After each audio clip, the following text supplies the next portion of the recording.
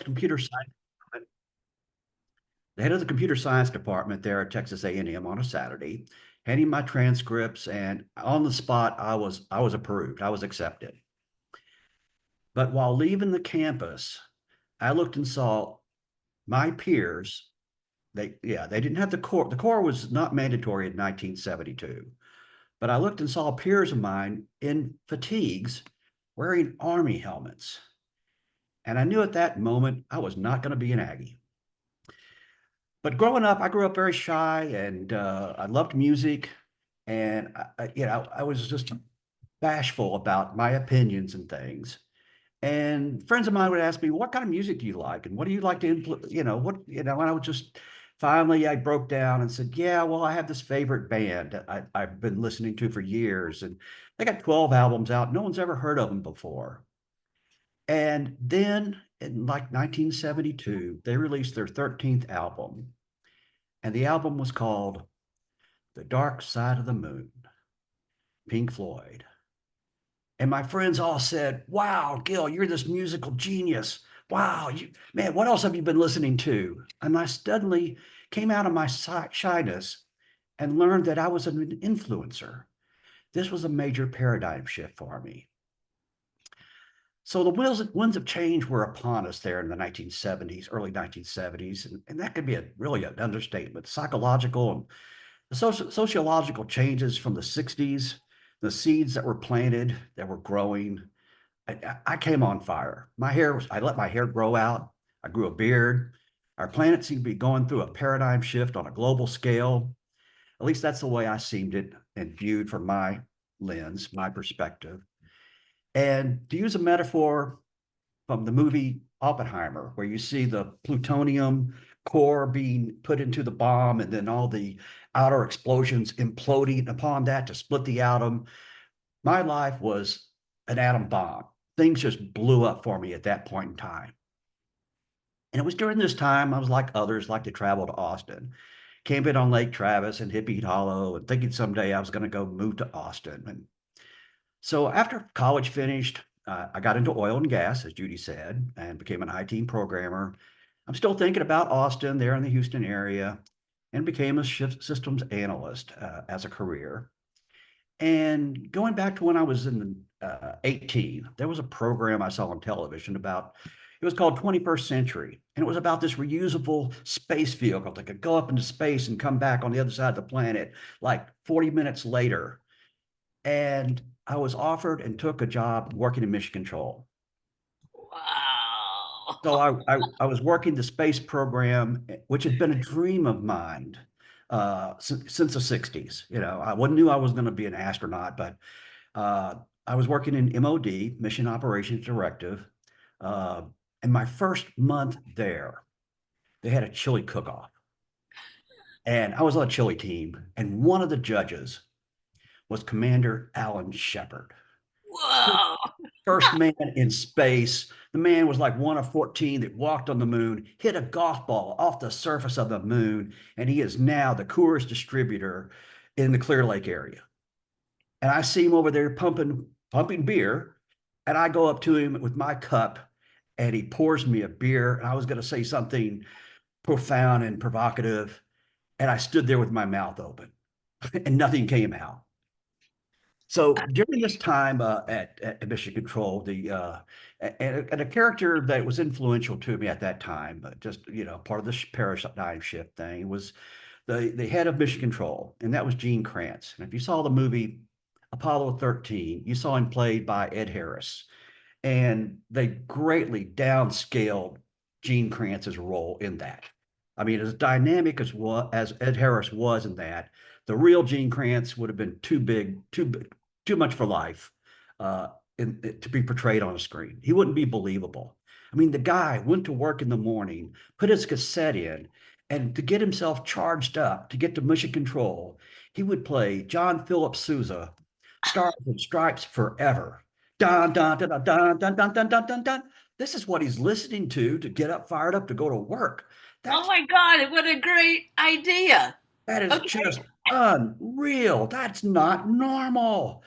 So after when he retired, I was invited to his retirement party, And I was the last person to speak to him before he left.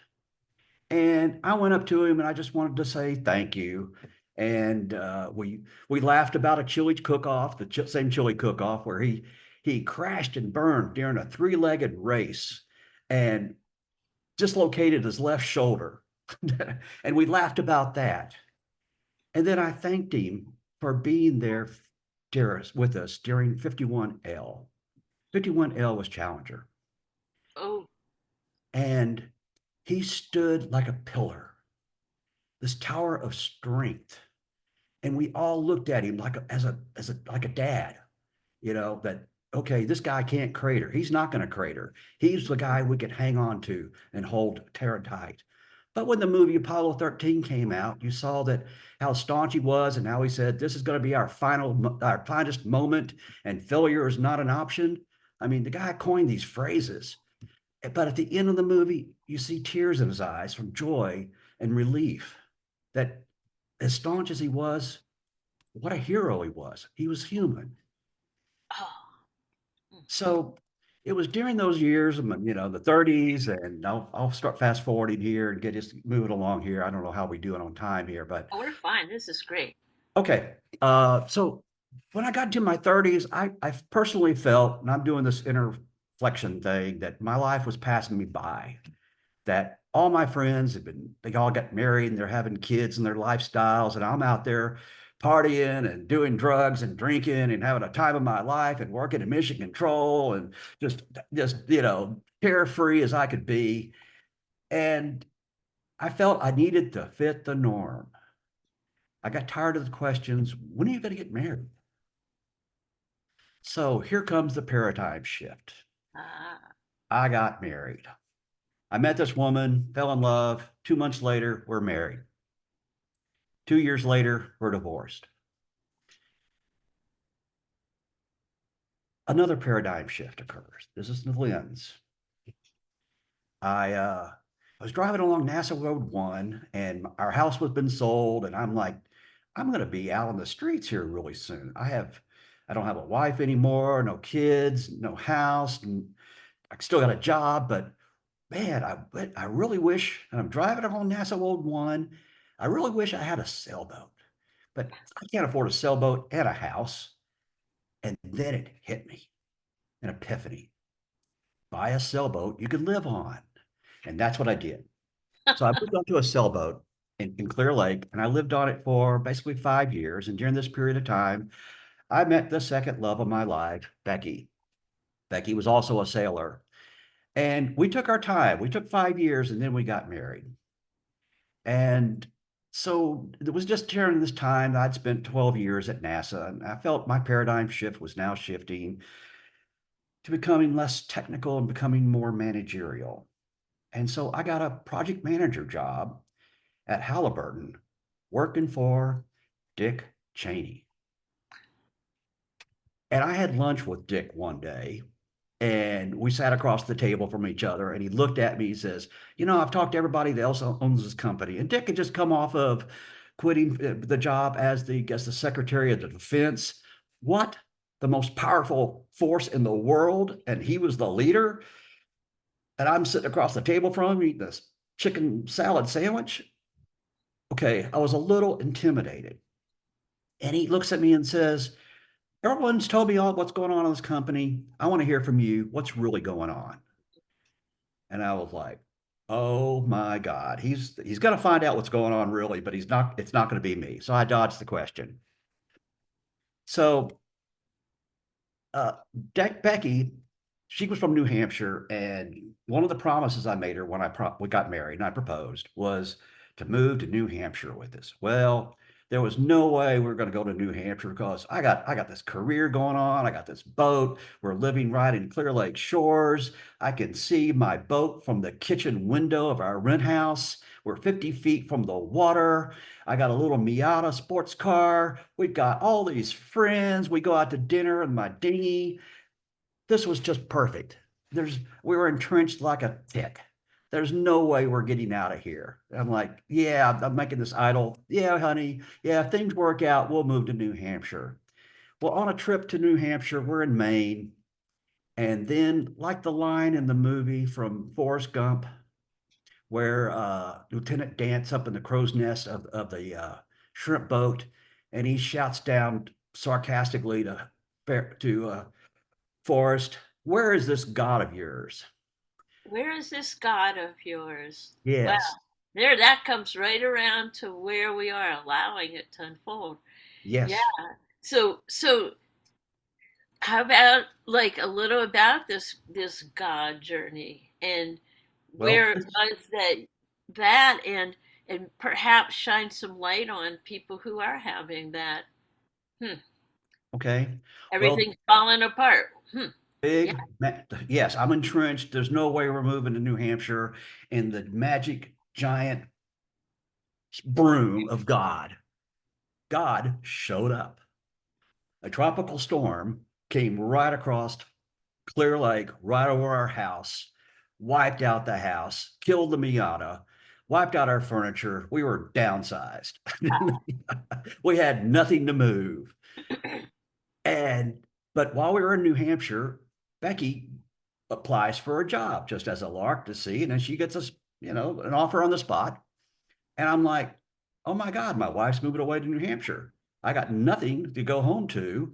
Uh, this was kind of an obstacle, I'm what's all of a sudden all those things keeping me in place weren't there anymore. It just got wiped away just like that. So I had weeks to find a job. So on an interview, I got a job and I got an offer on the spot. And they said, God, how are we gonna, it's gonna be expensive to move. And they said, oh, no problem. We'll give you a credit of $25,000 to move with. And I'm like, all the walls, all the barriers, all the things keeping me in Houston were now gone. Mm. Whoa. Okay. All right, God. All right. You put me on a new mission, a new path, a new paradigm shift. I promised her I was going to stay for a year. I lasted 5 years. We divorced. I came back to Spring, Texas, lived with my sister. I got certified as a project manager. And one day, while taking a hike in Spring, I'm laying on a sand dune and I could feel the warmth of the sand on my back and the coolness of the sand underneath when an epiphany happened, like a thunderbolt. I had no wife, no house, no job, yeah, I did have a car, and it hit me. Moved to Austin. So that day, I packed up everything I owned, which happened to fit in my car, and headed for Houston. The year was 2003. So Austin, here I come, I, and I get my first contracting job as a project manager, working for WM Waste Management in downtown Houston. I'm you, now back in Houston. oh yeah. I'm not allowed to continue and follow my journey. Well, eventually I got back into Austin. It turns out that I got fired from the job there because I told them they wanted to know where all their money was going. And after a 2 month study, I told them all your money's going to pay contractors. Well, I was a contractor, so I was dismissed. So I got jobs at the Yeah, Veterans Administration and the Home Depot, and then I got back at the, like you said, the Texas Department of Public Safety. yeah, but I would like to like fast forward here and Okay. like taking a breath in here of your journey and asking people out there um, about where have you ever reflected on your journey to where when it looked like everything was falling apart, it really was falling together. So I want to take this as a pause here to pick up a pen and journal and just or put in the comments below or as this goes out, where have you in the past, because what we're doing now is we're going to switch over because those are the times that give us the rocket fuel to continue going on. So now you're retired, and it's like you've at least from my standpoint, you've put yourself in action in service work. And that's where I would like to have you like turn and focus in on why would you even want to do service work? What's in it for you? What's in it for everybody? And what is it about your life right now that is driving you? Okay, and it begins there at DPS when I started. I'm no longer in retirement. The state gives you a specific day you can retire. So it's not a question of, oh, I think no, there's a clock ticking. So I did all the financial planning. I'd already started working about how I'm going to do some service work, how I'm going to keep myself busy, how I'm going to do my schedules. Because there were some people, honestly, that I talked to about retiring at DPS, and I'd ask them, well, what are you going to be doing in retirement? And they would say, well, I'm going to go fishing. Well, that's great. What are you going to do the second day? So I didn't want to be that person. So I already started working on being on an HOA. I was already volunteering, working in my church choir. I was working as a secretary for a nonprofit organization on people with addictions. So I already started that before the retirement part. But once the retirement piece hit, that's when the brakes hit. And this was something they don't tell you about in retirement, how to slow down your pace. Because I was operating at 500 miles an hour and I needed to be going about 60. And that was about a 6 to 8 month transition. And I kept looking for more service opportunities and more things that I could do that way. So I got involved with Rotary International about 3 years ago. And I joined the Rotary Club of Austin, which has about 94 projects going on. And they're, as its name implies, it's international, but it's also local. So, yeah, we're doing all kinds of things for water wells in Africa and teaching and distributing books across the world and helping people with inoculations in El Salvador and all those good, wonderful things. But the local projects programs that were just near and dear to my heart were significant. And one of them was the Helping Hands for Children. Yeah, And you were telling me about that, and just a little bit about that, and then we're gonna, wrap it up with another question for you. Okay, is, okay. is that Uh, where you were in the schools and the school system, the Helping Hands for Children? Well, Helping Hands for Children is about children that have been abused. It's the ones that can't fit into foster care. They're physically, mentally not able to. They can't do it. They've gone through too much shock and too treatment. These are the worst of the worst abused children in Texas. It's sad and pathetic, and their ages from age 5 to age 12, and they can't even fit into foster care, like I said. And some and it's heartbreaking stories. I'd go there and you'd see these little girls, and they're like 10 years old. And you're seeing that we just don't donated money to build an additional little shelter for them. They live on the campus. It's a closed campus. It's like a jail. It really is contained, and it's like a mental institution because it is. So anyway, we built another little 3 unit set for these 3 little girls, and they have a little kitchen there, and they have a monitor that's there, and they get to set up their own little compound there. And one of the little girls looks at me and says, "So there's 3 bedrooms, and there's 3 of us. Does that mean each one of us gets our own room?" I'm like, "Yeah." And then this one little girl looks at me and says, "Is this what a home looks like?" And I gotta tell you, I had to just suck it up because I was like, don't lose it, Gil. You can't lose it now. Go in the car, cry your eyes out. But right here, you have to say, yes, this is what a home looks like. There's none of these kids that ever had a birthday or a Christmas. Never. And they're given brand new clothes, no hand-me-downs. They get to pick them out themselves. They get a bicycle. Everyone gets a brand new bicycle for Christmas. How cool is that? So yeah, we do other things with the school systems. And Oh, I want to just hone in like right there. okay, So Right in there, because right there, let's take a deep breath in, everybody here. Okay, so yeah, we have all this things that we do in our lives, but what if what it comes down to is how how do we serve and let it unfold what all that we have been given. The unfoldment is allowing ourselves to be the givers. There's a great little book that I'll be teaching called The Go Giver. And it's an old book, but at any rate, it's just like, oh, that maybe that's what this whole thing is about. So I wanted to wrap up this segment with you, to be continued, Gil, as we get going. We're gonna have you back. But what we do is like, um, thank you for telling us your journey, your story, and the unfoldment.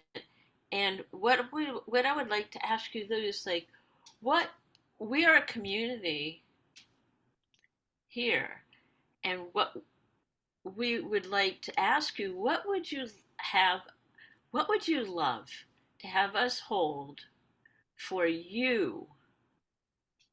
What would you love to have us hold for you, Gil?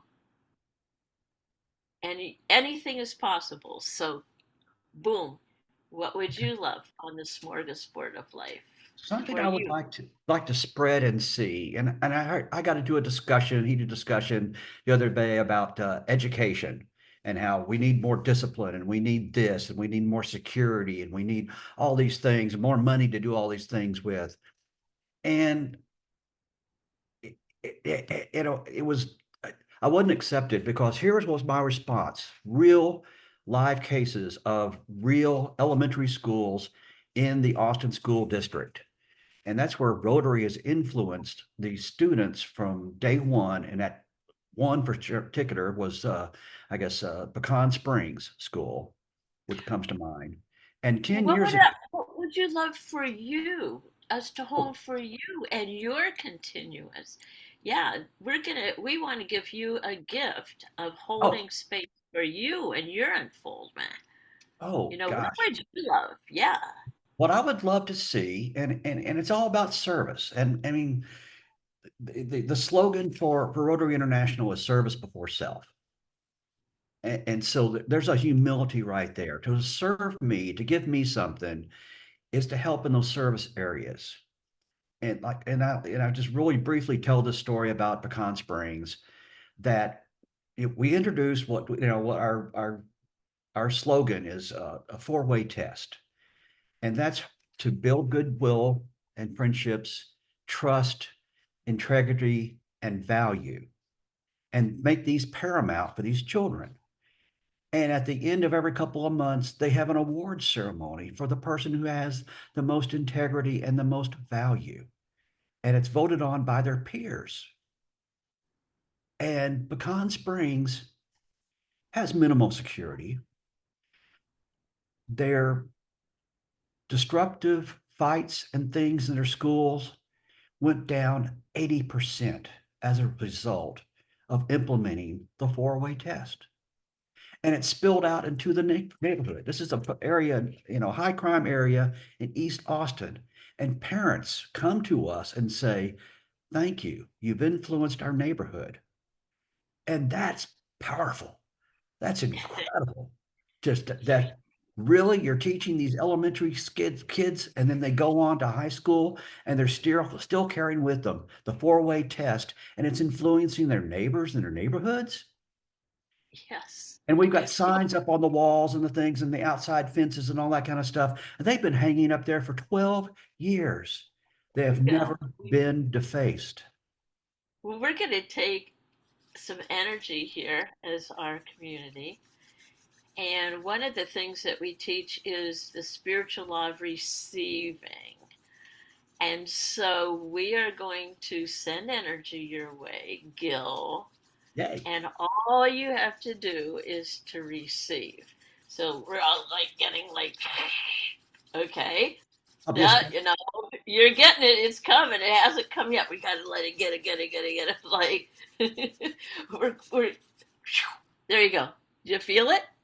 Feel it. You yeah, and we so appreciate you and all the work that you're doing. Definitely to be continued. And thank you so much for bringing your light into the world, into our lives, into so many people's lives, right here, right now, July 2024. And so it is. Boom. Thank you so much. Yeah. Thank you. Amen. Oh, I got it. Oh, I got to make it.